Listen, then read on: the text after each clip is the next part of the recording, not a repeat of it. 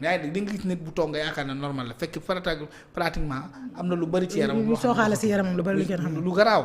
donc lii mooy l'état de santé de Farba. d'accord ay médecins def contre expertise. ne bàyyi leen doomu jàmbur mu ñibbi ngeen weddi ko yéen ngeen def seen expertise bopp ngeen confirmer la thèse ne il est malade. Sa place n'est pas la prison. ngeen weddi ko ñu defaat encore beneen contre expertise mais quand même maître Moussa Bocar Thiam. mais il a eu raison de porter plainte contre le juge qui refuse la liberté de Farba parce que quand Farba décède tous ces gens-là peuvent être poursuivis pour complicité yaa ngi dëkk négligence médicale ayant entraîné la mort ou la perte d'une vie loolu c'est vraiment normal l'acte que maître Moussa Bocar Thiam a posé et je pense que c'est le moment de saluer ce courage-là et de dire maintenant aux ordres nu mu tudd mooy l'ordre des médecins non des avocats l'association des magistrats du Sénégal l'UMS l'union des magistrats du Sénégal autant que ils ont dénoncé le comportement de maître de Moussa Bocar Thiam mais c'est comme ça qu'ils doivent critiquer refuser rejeter mais aussi surtout dire à ce magistrat que ce n'est pas digne, ce n'est pas humain d'avoir cette posture pour une personne boo xam ne l'ordre des médecins un membre de cette confrérie-là ou de cette organisation a dit kii warul nekk prison même l'ordre des avocats du Sénégal l'ordre des médecins du Sénégal doivent mais porter plainte contre ce magistrat-là parce que mënoo leen des éléments des membres de votre association de votre ordre wax ne tel détenu ou tel sénégalais ou tel citoyen ou tel être humain warul nekk ci prison ngeen weddi ngeen nier même la crédibilité de ce document là ba ngeen continuer di maintenir nit ki en prison donc il faut que ce pays retrouve la sérénité dëkk bi dafa war a dellu ci jàmm dellu ci dal dellu ci maandu ci yenn actes yi les magistrats nañ génne seen làmmiñ ci mbirum politique l'État na génne làmmiñ ñoom ci mbirum magistrat jàmm ne ñooy parce que c'est deux pouvoirs distincts benn boo xam benn bu nekk mooy dafay def liggéeyam ñu ñaan yàlla rek yàlla sàmm Sénégal ba pare ñu bàyyi waa ji mu ñibbi këram sa place c'est pas en prison parce que Farba c'était quelqu'un qui est bien pour sa localité qui travaille pour sa population mais aussi qui est utile étant libre qu'en étant plus utile en étant en prison qu'en étant nu mu tudd il est plus utile en étant libre qu'en étant en prison man loolu laa gëm parce que tout simplement bi ñu jàppee borom alal yëpp dugal ci prison ci le Sénégal dugg ci 7e sous-sol xam nga ñoom ils ont parlé de 4e sous-sol mais bu ñu jëlee borom daraja borom alal yëpp nga jàpp tëj boobu le Sénégal dugg ci pax boo xam ne boobu ba tey pax mi amul escalier échelle amul buum booy mën a jàppandi pour mën a génn amul benn support boo xam ne dafay permettre à ce pays de sortir de ce gouffre pour goûter aux saveurs de la lumière. jërëjëf Kandé ba léegi ci foofu la ñuy des ci waa APR yi parce que gis nañ Macky Sall tey jii ci det caché bi mu ciy wax di défier li nga xam ne moom mooy FMI mi ngi contester li nga xam ne tey jii moom la waa tey jii estimation yi nga xam ne tey concernant la dette publique dit ñu ne det caché la évalué des milliards de dollars et des supposés contractés durant son mandat mi ngi koy contexté est-ce que tey jii président Macky Sall nekkul di wàcc li nga xam ne moom mooy sur le terrain politique pour nag lépp loo xam ne rek ay jiñaate la ak ay yu ñu teg ci ndodd mu xeex ko pour dindi ko. Macky du wàcc ci terrain politique c'est fini. Ah bon? Non, c'est fini man loolu laa gëm. Je pense que c'est fini Macky n'a plus de temps à la politique.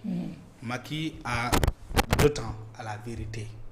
Mais aussi à la protection de son image, surtout l'image d'un ancien président de la République. D'accord. Tey la Macky ci loolu la nekk parce que mënoo nekk président de la République bu def li nga xam ne def nga ko ci sa réew. Macky tey boo waxee bourse familiale sa xel dem ci Macky. boo waxee Puma sa xel dem ci Macky. ñu bëri nag xamuñu luy Puma. waaw Puma moo tax tey am na dëkk yi nekkoon diggante Gambie. waaw ak Guinée-Bissau. kenn xamuloon ndax ay Gambien lañu wala ay Sénégalais lañu. Macky ci ingéniosité am ci technique am ci xarateefam daa ñëw ba ci frontière bi à 2-3 kilomètres mu tabax fa dëkk andi ndox andi école andi poste de santé wala case de santé. gas ay teen yaa ngi dégg defar ay kër defar tali aménager ba mu naaj andi électricité ak leneen ak leneen ak leneen mu ne nit ñi toute personne qui se sent sénégalaise am nga foo dëkk nit ñi ñëpp. ñibbisi est-ce que ànd na guerre entre le Sénégal et la Gambie. Non. Ça c'est de la technique. C'est de la géopolitique de haute facture. noonu la ko defee ci frontière Guinée-Bissau ay nit ñoo xam ne dañu daan nekk ay sénégalais. di dem jàngi portugais. en Guinée ñoom ñu doon werante ndax ay sénégalais lañu wala duñu ay sénégalais parce que tout simplement les frontières sont imaginaires. C'est une ligne qu'on n'a pas tracée mais qu'on a maanaam c'est approximatif mu defaat jéego bu mel noonu ñëw à quelques kilomètres. À l'intérieur du Sénégal tabax dëkk. désenclavé ce qu'on appelle la mooy désenclavé. maanaam fépp foo xam ne tali rang-rang la woon. moto rek moo fa mën a daw wala vélo. mu xotti ko. def basalte def rang-rang bu deful rang-rang mu def goudron. non seulement dafay goudronné mais dafay andi ndox andi courant. tabax école andi poste de santé. créer cadre de vie. un cadre qui restaure la personne dans sa dignité. mu ne képp koo xam ne sentir nga ne sénégalais nga ñëw mu ngi nii sa dëkkuwaay mu def ko tout au long de nos frontières. c'est les merveilles que fait le PUMA. Macky Sall moo créé lu mel noonu. bu mu fa jógee Macky Sall a inventé ce qu'on appelle le Promoville yaa ngi dégg dans la notion ville. yaa ngi dégg programme de modernisation de nos villes. donc mu mel ni dëkk bu mel ni Kolda. bu guddi jotaan benn lampe ngay gis ci mbedd mi mooy lampe yi nga xam ne borom kër gi. moo koy samp ci buntu këram moo doon leeral mbedd mi. juste dans un périmètre restreint de la maison. y avait ni poto-lampe dans les quartiers. y avait ni route bitumée dans les quartiers. y avait ni route pavée dans les quartiers. y avait pas de rond-point aménagé. y avait pas de moyen de transport lu mel ni ay bus mooy tata yi ainsi de suite. taxi Kolda boobu jamono da ngay dugg ci taxi bi fay téeméer waa ji di romb gisaat keneen mu dugg kooku tamit fay téeméer. mu tourné ne gisaat keneen. pratiquement yow boo nekkee ci quartier boo xam ne c'est un quartier périphérique yaay mujjee wàcc parce que day wër ci quartier yépp wàccee nit ñi benn par benn. mujjee laa wàccee yow loolu Macky moo ko dàqal Kolda andil ñu ndox adduction en eau potable par le biais de Promoville mais boo jëlee lu mel ni Fera. dugg ci dëkk àll yi di defar tali yi. di xotti tali yi maintenant les politiques de proximité mooy politique d'équité sociale et territoriale. dëkk boo xam ne dëkk teel nga doon naan. Macky gasal le forage dëkk boo xam ne yow amoo woon teen sax mu fexe ba andi la robinet ba sa biir koñ ba sa biir quartier il a fait partout andi les politiques d'éclairage rural panneaux solaires yi. maanaam amoo courant certes. pour am ventilo am pour leneen mais guddi bu jotee sa dëkk day leer nañ kuy romb guddi. xam ne fi ma jëm nii lumière bu bari bii may seen. kon ab village la. d'accord tu retournes nit ki dans ta sécurité. politique yooyu mu teg ko. alors en dehors de PUMA nga am Promoville mais nga am PUDC moo dugg ci zone rurale yi àll yi dugg ci ville yi mais moderniser ko yaa ngi dégg créer des territoires nouveaux mais avec la dignité moo xam ne dafa dindi la disparité entre les villes trop aménagées et le monde rural laissé en lui-même.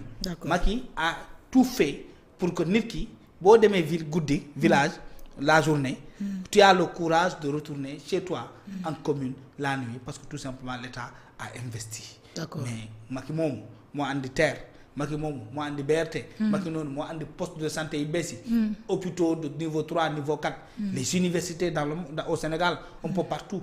Un avion nouveau pour la flotte présidentielle. Mais andi une compagnie sénégalaise avec des appareils capable de faire le tour du monde. Tu te rappelles de ce fameux vol entre Dakar et New York direct sans arrêt. Mais Macky moo ko fi andi. Jamais le Sénégal aurait songé cela. da nga daan dem Amérique jaar France wàcc France dem Turquie ainsi de suite di wër nag balaa ngaa yegg France ça te prenait 3 ou 2 jours. Macky moo andi grande maintenant nit kooku. moo dem ba université fekk étudiant boo xam ne 35 personnes nga fa dañu fekk ci benn néeg man bu may nekk université loolu moo fa amoon mu changé modèle d'ailleurs. mooy la vétusté des pavillons. daaneel pavillon yëpp tabaxal leen ay pavillons yoo xam ne day nuroog hôtel demal Université Cheikh Anta Diop aménager véritablement le cadre de vie.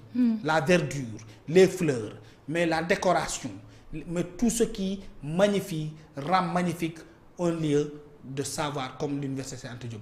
may la wifi boo toogee ci kër am courant ba maanaam foo mënta toog gis ban am na prise boo xam ne defaral nañ la ko. parce que étudiant dafay liggéey ordinateur.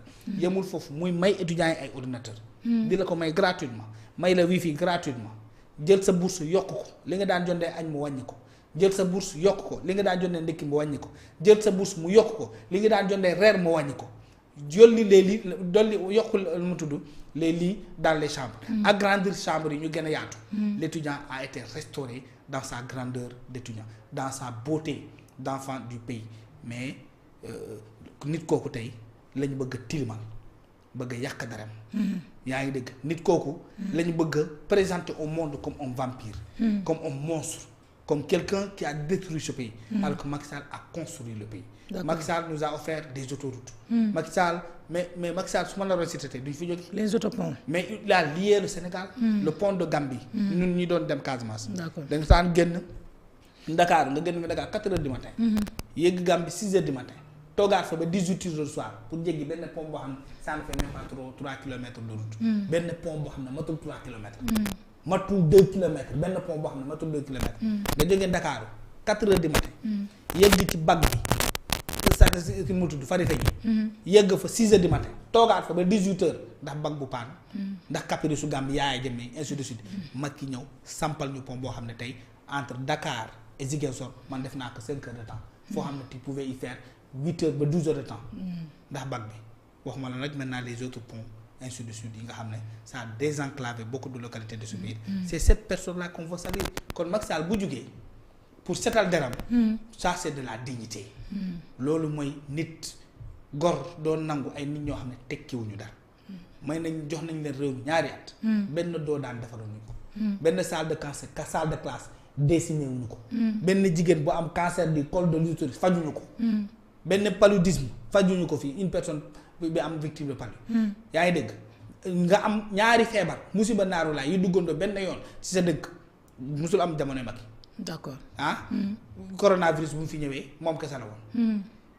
yeneen feebar bu mu fi amee moom kese la ñoom ñu ñëw rek ñaari feebar duggandoo ci réew mi engagé wuñu ko tout dernièrement parce que dañ cee wax ba sonn ñu commencé defar ay spot publicitaire 2 semaines yi jàll ci télévision yi après kenn gisatu ko. yaa ngi dégg donc nit ñooñu bu ñu bëggee tilimal nit ku mel noonu ci réewam. ci liggéey ci bilan mais c'est tout à fait normal que nga ne leen yéen dama def rapport dama nëbb ay dettes. prouver lañ ñu. quelle est cette dette cachée là. mais léegi en dehors de ngeen prouver dette boobu. génne lañu rapport yi nga xam ne yéen a ci toog seen. moom la wax ne nañ publier rapport yëpp publier rapport IGF yi waa bu Cour des comptes bi cabinet Mazars bi cabinet Mazars boo xam ne kenn xamul cabinet Mazars fu mu nekk ci àddina. kenn xamul kan moo ko recommandé. kan lan moo nekk ci ginnaaw. ngeen def seen rapport bi pare nëbb ko. c'est du jamais vu. mënoo tuuma nit ki yaa sàcc. ba pare ak nga war a andi leneen luy rapport rek ñu ngi laaj leneen ñoom tey dañuy exiger ñu waa APR ñu joxe li nga xam ne ñu publier li nga xam ne moom mooy rapport IGF bi Cour des comptes bi nga xam ne tamit moom la cabinet Mazars defar ak yeneen rapport yi nga xam ne tey bi mooy lépp luy rapport rek wax nañ tamit bëgg nañ tey opinion bi internationale ak nationale mën a édifier li nga xam ne dette cassée bi nga xam ne moom lañ leen di tuumaal tey jii nga xam ne état Sénégal mën nañ koy kii ñu kii ko pour sénégalais yi mën a am lu leer ci seen bopp ndax jàpp nañ ne sénégalais yi tey jiiñ nañ Macky Sall dette cachée boo xam ne lëndëm na ci bopp sénégalais yi dafa mel ne APR dafa commencé di leeral lépp loo xam ne rek lu ñu lëndëmaloon la jëmale ko ci ñoom. waaw mooy li ma wax nii de moom du mooy li ma wax nii ba léegi. maanaam ci loolu nga nekk. donc vraiment mooy nañu fexe rek ba ñu bàyyi jàmbur ñu bàyyi wax ju bari ci dellu ci liggéey. dem ci liggéey gis nañ tamit que li nga xam ne moom mooy communauté bi nga xam ne moom mooy gëm sa bopp waa kër kii yi waa kër ñi nga xam ne ñoom ñooy tey jii def nañ conférence de presse dal nañ